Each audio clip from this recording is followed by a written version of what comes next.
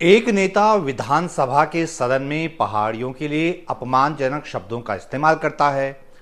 उसके खिलाफ पहाड़ के कुछ संगठन जब गैरसैंण में 6 मार्च को बड़ा प्रोटेस्ट करते हैं तो दूसरा नेता तुरंत बचाव में कूद पड़ता है और उन आंदोलनकारियों को ही सड़क छाप करार देता है। मैं अगर दोनों का नाम नहीं भी बताऊं तब भी उन दोनों किरदारों को आप लोग अच्छी तरह से पहचान ही लेंगे। जी हां, एक है प्रेमचंद अग्रवाल और दूसरे हैं उत्तराखंड बीजेपी के अध्यक्ष महेंद्र भट्ट। 2027 का चुनाव आने वाला है। सड़क साफ अनेकों नेता किसी न किसी विषय को लेकर अब आंदोलन की रूपरेखा तैयार कर रहे हैं। एक वो बहुत चर्चित शेर है, अब मैं समझा तेरे रुखसार पे तिल का मतलब, दौलते हुस्न पे दरबान बिठा रखा है। तो पब्लिक को भी अब पता चला कि आखिर बीजेपी के प्रदेश अध्यक्ष और संसद के उच्च सदन यानी राज्यसभा के सदस्य महेंद्र भट्ट साहब उस समय धामी सरकार के कैबिनेट मंत्री प्रेमचंद अग्रवाल के बचाव में इतना क्यों चल रहे थे। आंदोलनकारियों को सड़क छाप क्यों कह रहे थे। प्रेमचंद अग्रवाल तो निपट गए, लेकिन इन लोगों की कारस्तानी किसी न किसी रूप में सामने आ रही है। दरअसल दोनों की नाल आपस में जुड़ी हुई है।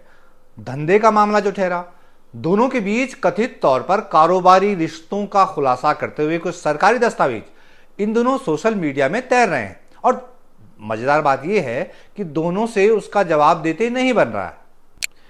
यह एक चिट्ठी नवगठित उत्तराखंड स्वाभिमान मोर्चा के अध्यक्ष बॉबी पवार ने अपने सोशल मीडिया हैंडल से जारी की है, जिसमें दावा किया गया है कि ये पौड़ी गढ़वाल जिले के यमकेश्वर ब्लॉक के उदयपुर तल्ला के राजस्व विभाग के उप निरीक्षक यानी पटवारी की जांच रिपोर्ट है, जो कि यमकेश्वर के एसडीएम को भेजी गई है कार्यवाही के लिए, जिसमें लिखा गया है कि लक्ष्मण झूला कांडी दुगड्डा मोटर मार्ग पर एक होटल बनाने की तैयारी हो रही है।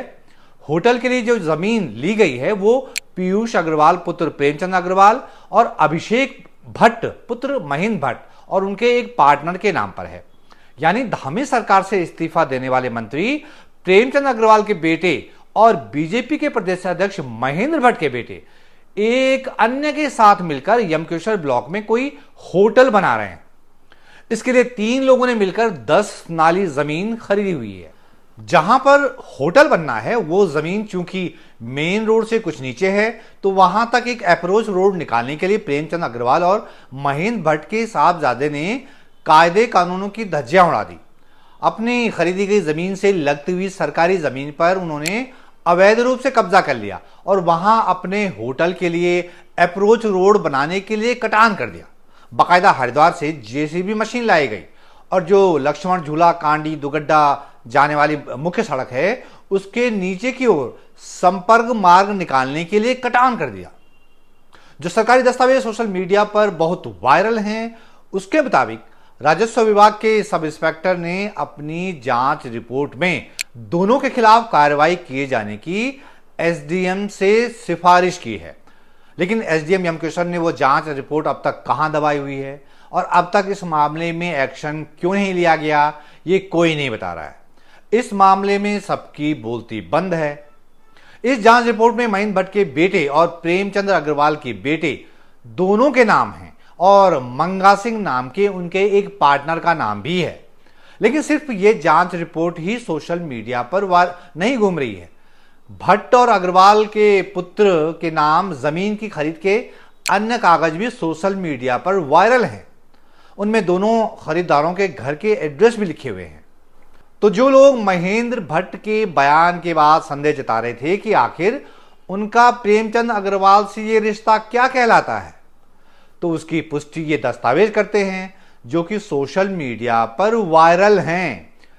ये रिश्ता दोनों के बीच गहरे कारोबारी संबंधों की ओर इशारा करता है।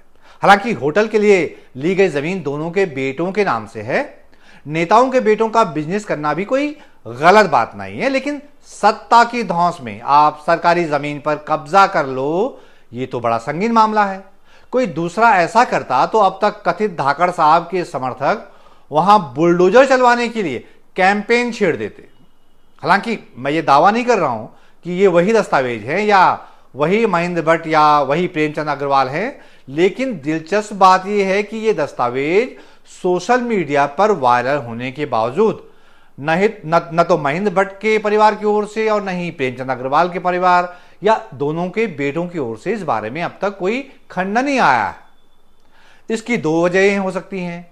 एक तो उन्हें यह पता है कि उत्तराखंड में उनकी सरकार है, वो चाहे जो करें, जो भी कानून तोड़ें, उनका बाल भी बांका नहीं हो सकता। दूसरा यह हो सकता है कि उन्होंने फिलहाल इस मामले में चुप्पी साधना ही बेहतर समझा हो। जो भी है, उन्हें स्पष्ट करना चाहिए कि आखिर माजरा क्या है, वरना तो चुप्पियों का मतलब यह भी माना जाता है कि आपने गुनाह किया है या गलती की है। आप राजनीति में एक दूसरे से कारोबारी संबंध भी निभाएं, पहाड़ियों को गाली भी दें और पब्लिक को सड़क छाप भी करार दें।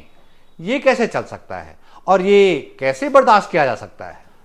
भट्ट साहब और अग्रवाल साहब के इस याराने पर आप क्या कहना चाहते हैं? अपनी राय नीचे कमेंट बॉक्स में जरूर दीजिएगा। मैं सबके कमेंट्स पढ़ता हूं। आप चाहें तो इस वीडियो को अपने मित्रों, अपने परिचितों तक पहुंचा सकते हैं। सबको पता चलना चाहिए दोस्तों कि उत्तराखंड में इस समय क्या खेल चल रहा है।